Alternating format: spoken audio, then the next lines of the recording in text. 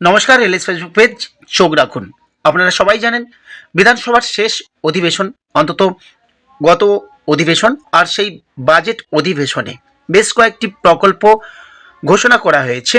যুবসাথী প্রকল্প সবাই জানেন আগস্টে দেওয়ার কথা ছিল, কিন্তু সামনে ভোট, সে কথা মাথায় রেখে রাজ্য সরকার সেই প্রকল্পকে তড়িঘড়ি রূপায়ণ করার জন্য সব রকমের ব্যবস্থা নিয়েছে।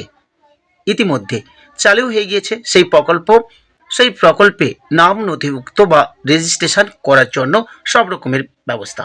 এই মুহূর্তে লেস ফেসবুক পেজ নন্দকুমার 207 বিধানসভার অন্তর্গত নন্দকুমার হাই স্কুলে অন্তত শুরু হয়েছে এই নাম নথিভুক্তকরণের কাজ।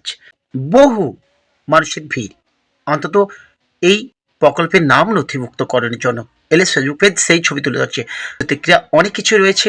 MA, BA, নার্সিং, বিভিন্ন ট্রেনিং প্রাপ্ত বা ডিগ্রি সম্পন্ন ডিগ্রিধারীরা এই প্রকল্পের নাম নথিভুক্তকরণের জন্য ক্যাম্পে এসে আছেন। দেখুন, ঘোষণা হচ্ছে, শুনতে থাকুন।